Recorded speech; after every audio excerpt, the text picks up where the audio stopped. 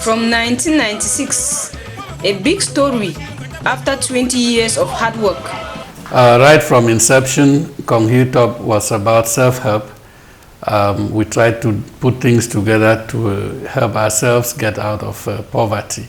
But then the membership grew very fast. In the last, call it 20 years that we've traveled, we've actually worked with more than 4,000 women, low-income women, training them on small business skills and providing them with microcredit, ranging from a startup microcredit of 50,000 and going up to some of them, now getting credit of more than 500,000 to do their businesses. We have just recently launched a youth and entrepreneurship program, which will train youths on entrepreneurship and also offer them credit to start businesses, to either generate income for themselves or to become employers or to become self-employed. We created an association called Better Life Association, and this association, we were able to help both men and women to come out of the silence, to break the silence. They were able to testify in front of council authorities. We were able to support them to do income generating activities, and we've had a lot of very positive testimony coming from them. In the area of promoting women's livelihoods, we have not only stopped at income generating entrepreneurship.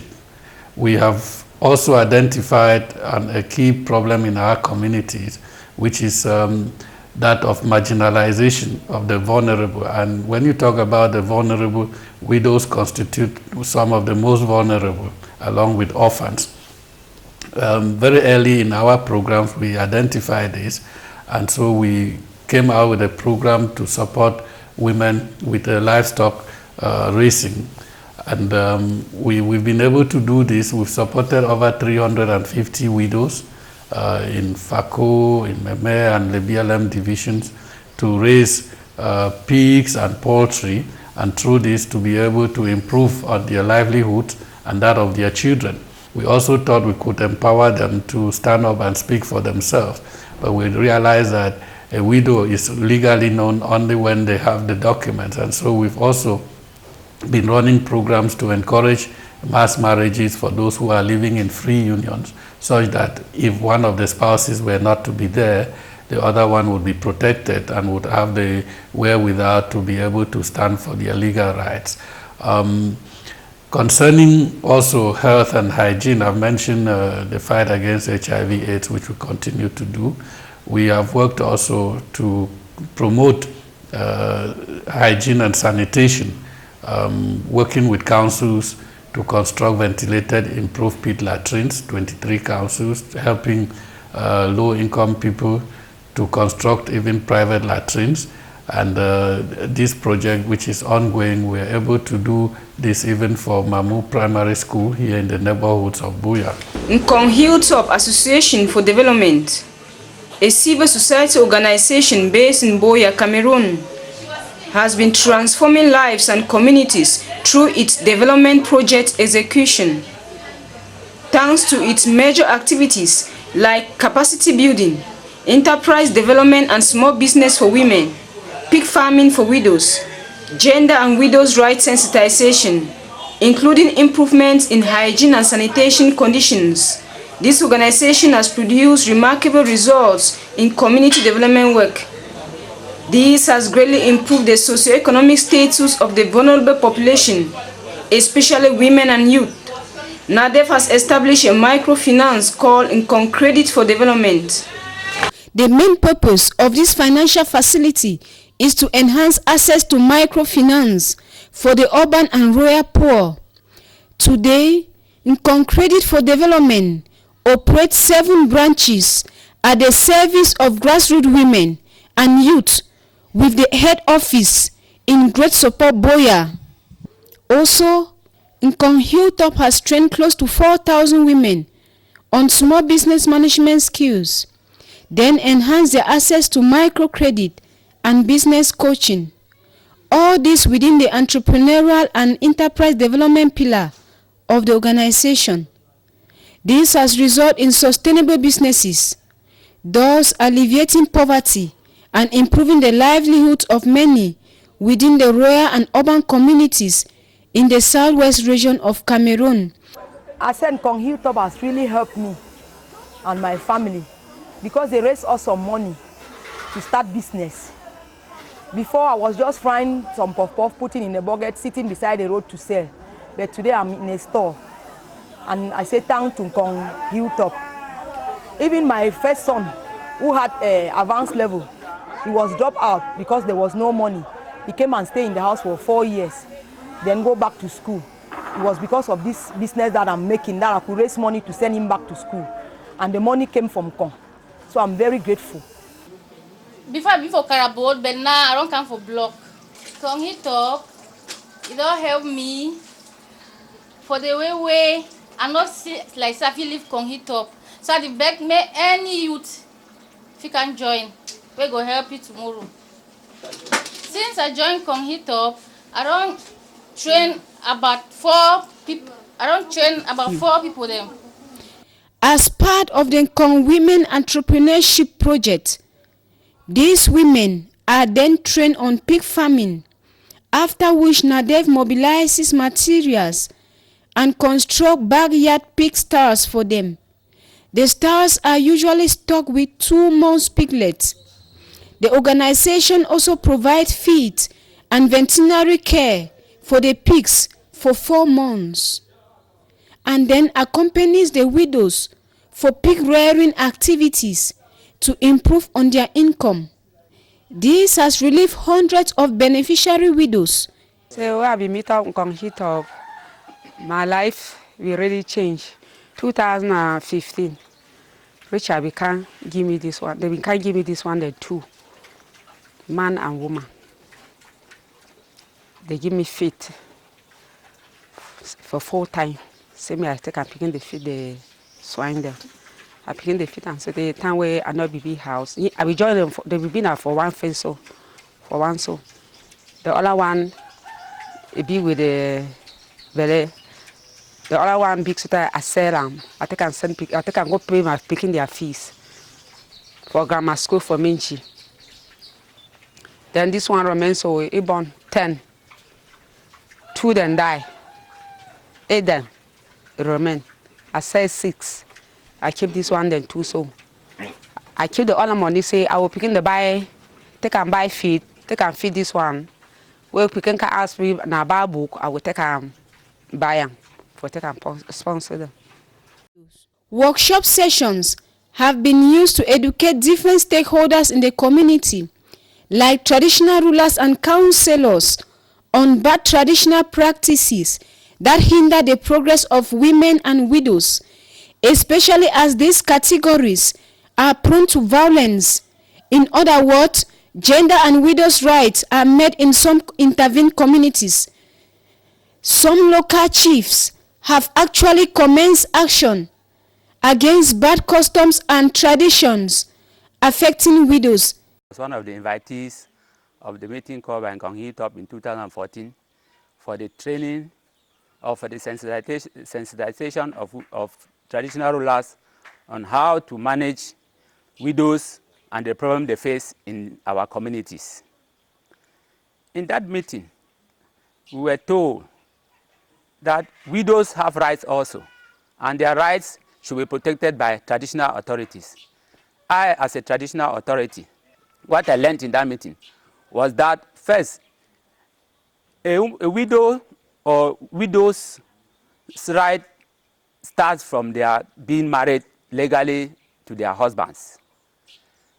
I saw that in my community, when a husband dies and leaves 2 wives in the polygamous home, the children or one of the widows will try to suppress the other one.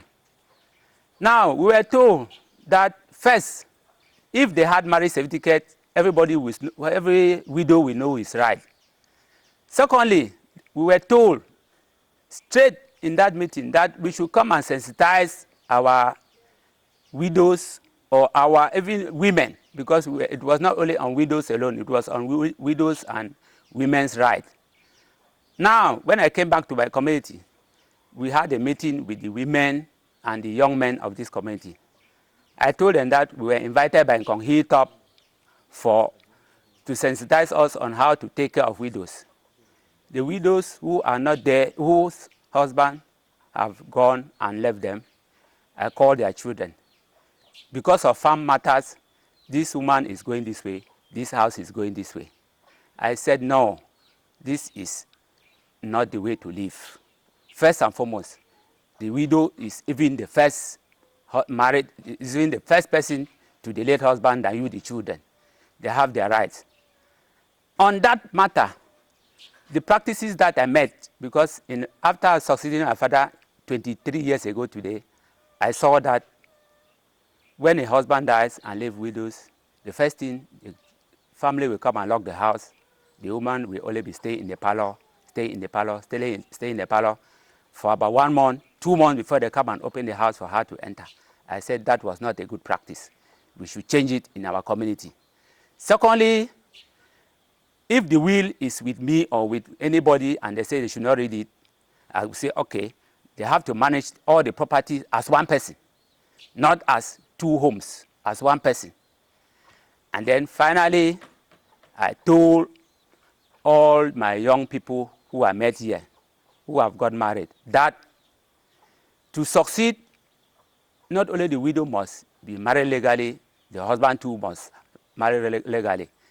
Consequently, I contacted all of them that we should join to do marriage certificate. That will give the widows or the widower, because not only the widower also, the woman can also die and leave the man. The man will know his or her right, the woman will know his or her right. I call them, tell them. Fortunately for me, out of about 20 young men who have got married in the past 20 years, 2 started by going to marriage in the court. That was a good sign for me. This organization has worked with over 23 councils in the Southwest region to carry out construction of improved latrines, train water management committees and council staff on proper hygiene and sanitation techniques. Rural farmers, like those of Lebi Alem Division, Fako and Kupe Maninguba divisions, have witnessed enormous increase in food security. For the purpose of mitigating the challenges that rural farmers face in food crop production and boost their income levels, Nadev has trained farmers on modern farming techniques alongside farm inputs and follow up. It is Nkong Hilltop that has encouraged us to work a larger portion of farm like this. They encourage us by giving us materials, finance, and working tools that we can use and cultivate this farm with it. They even help us to give us the trucks that we can carry, transport this food back to the house. And they give us finance that we can finance the farm. We can pay more workers that we can work a larger portion of the farm. So that is why you can see a very large portion like this. At first, we don't know that we can buy Indian bamboo like this to pin our yams with it. But through the effort of Nkong Hilltop, with the finance that they gave us, we can pay boys to come and look for these sticks and give us. We also pay boys to dig holes that make us to work a larger portion like this. And Nkong Hilltop also help us through their effort. We can sponsor our children to school. We can buy more land through the effort of Nkong Hilltop. Provisions of quality healthcare services to HIV and AIDS clients have been the order of the day at Nkong Hilltop Association for Development. I sat in my house one afternoon and Mr. Richard and Miss Stella, they came to visit me. And then I was sick. Before that I was sick and died in the hospital when I was discharged. So they came and told me, they visited me to see about my condition. And also they had another purpose for me, that Nkong Hilltop is out identifying people, some people who are in need, like patients, like orphans, vulnerable group, so that they will assist them in their well-being. So I was interested, since I was in need, I was interested, and I told them, how can I how are we doing it? So they told me that Konghitop has started already identifying some people like myself, so that they will come together to form an association where in a group they will be helping us see how we can have a better living. So I was grateful, and they told me they had started these people. So when they brought us together now, I was interested, so that they brought us together now. And then I saw the members they had identified were already holding the small meeting. So how far have you gone? What have you really benefited from the association? I have benefited so much. If I am what I am today, thanks be to the association. Okay, so what have you benefited from the association so far? So far, the association there, I learned how to live and associate myself in the society, even though I am a patient.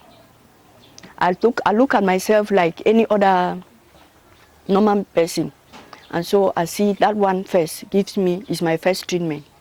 Secondly, they have trained me in this association, how we can prepare our food, quality food to eat, how we can, if you are sick, you are able to take your treatment and do the follow-up well, how you can do some even income generating activities. Like in Konghitop here, we had an association, a CIG we formed and conformed for us, that we were Feed Farmers, Menji Feed Farmers Association. So we started with the income generating activity. We were selling feed. We opened a store, and I was the secretary of that CIG. It taught me many things, because I knew how I could make my own business, and now I'm doing business to live a life. So I had that one thing also. And again, they gave us a poultry farming. They taught us and gave us some. They go ahead, because they opened us farms and they put beds inside, and they took care of for some time before they allowed it to us. So this one too also helped us to take care of ourselves, take care of our families, all, and to mention it, or even right up till now, some of the farms we are still managing them. So we are still living on the advantages of Konghitop right up. As they came and sensitized again to me one Sunday, that there is a child. Nkong is giving birth to a child. I'm interested, since Nkong has been helping me. I'm part of Nkong. So when I heard that Nkong is delivering a child, I was so happy. And this child is NC4D. So I was very happy and thought that even if I have my 1 franc, it's good I go and have my own share there, so that I can be reserving my money without fear, and I can use it well. So Nkong has really created an impact in my life and the life of many people, and most of us in better life. Nadev has greater prospects for the future. Yes, 20 years after, I think it was high time that we took a look back and project forward. And this is why the board decided in November of 2015 to elaborate what we are calling Nadev Vision 2020, which is our strategic plan for the next 5 years. And this strategic plan actually has 3 key pillars. One is to continue to promote enterprise development for women and youths especially, and then to support this continuously with microcredit, access to microcredit and financing, appropriate financing which would be accessible. And then the other pillar is sustainable agriculture and livelihoods development for communities that are empowered and living in harmony. When I say this, because this would be a holistic approach. This would also integrate on the sideline our WASH program, which is the water and sanitation and hygiene program that we intend to reinforce and expand. So in sustainable agriculture, livelihood promotion, will continue to work with women and especially widows as a target with livelihood and income generating projects. Also, looking inwards, we will reinforce the functioning capacity of our organization we'll endeavor to complete our own head offices, to train more staff and to expand to other regions of the country. In a nutshell, this is what we are aiming to achieve in the next 5 years, working with communities to leave them empowered and living in harmony. So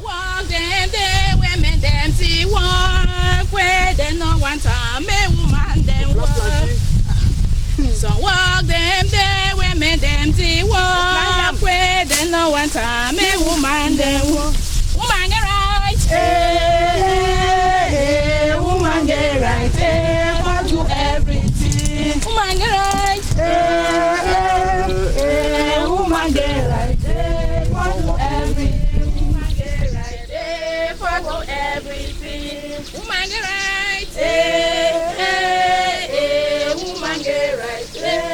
Do everything. So walk them there, women them see walk where they no want to